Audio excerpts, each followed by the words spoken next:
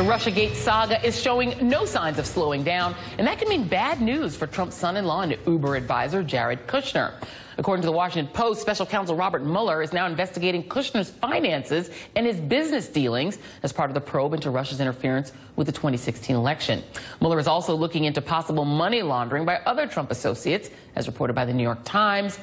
The suspicion is that any cooperation with Russian officials would most likely have been in exchange for some kind of financial payoff, and that there would have been an effort to hide the payments, probably by routing them through offshore banking centers. And joining me now is Richard Painter, former chief White House ethics lawyer under President George W. Bush, Sarah Kendzior, journalist and scholar of authoritarian states, and Scott Dworkin of the Democratic Coalition Against Trump. Thank you all for being here. Scott, I'm going to start with you.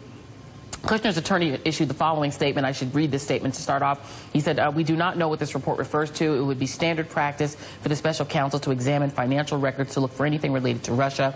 Mr. Kushner previously volunteered to share with Congress what he knows about Russia-related matters, and he will do the same if he's contacted in connection with any other inquiry. That's Jamie Gorelick. I should read that. But Scott, in your view, having looked into this, and you spent a lot of time looking at the business connections between Trump associates and Russia, do you think that Kushner et al. Have anything to worry about here? I think Kushner's lucky that he's not in jail at the moment.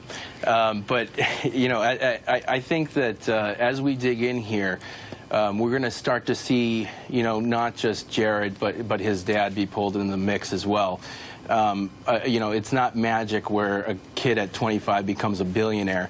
A lot of his connections are through his father. So I think if there's anything to worry about, it's going to be the complete family. Because remember, Jared travels with Ivanka to do business a lot of times. So as of now, if I were a staffer and I was this position, I would resign, not only for the distraction that he's causing, but also for the fact that he shouldn't be there at all. He lied on his forms, on his background check, and for me, if I had done that when I was working for Obama, I would have been fired, I would have been locked up, and there would have been no doubt about it. Nobody would have asked any questions about it any further. You know, he's guilty of a crime, and he definitely should not be in the White House at the moment. So, and Richard Painter, you know, there was an interesting Justice Department memoranda that came out this week, and this is coming from the United States Justice Department, claiming that Donald Trump himself can accept payments from foreign governments without violating the Emoluments clause. I'm not sure how they got to that.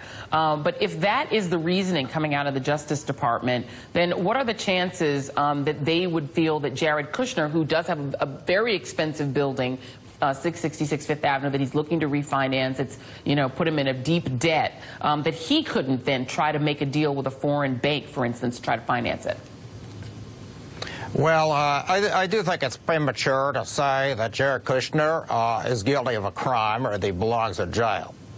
But it's absolutely critical to find out the facts as to what's going on with respect to foreign government money and other foreign money that's going into the Trump business empire and into the Kushner business empire.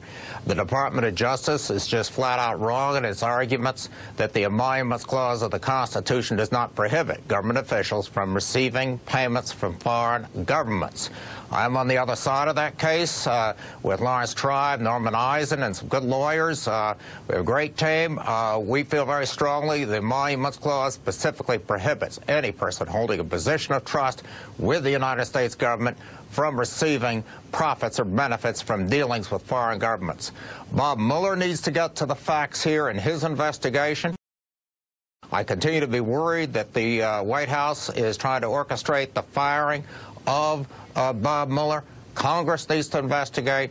And yes, in our case in the Southern District of New York, we have asked a federal judge to find out the facts. Once we will find out the facts, we can figure out what payments the president can keep and what he cannot keep. The same should be done with respect to Jared Kushner.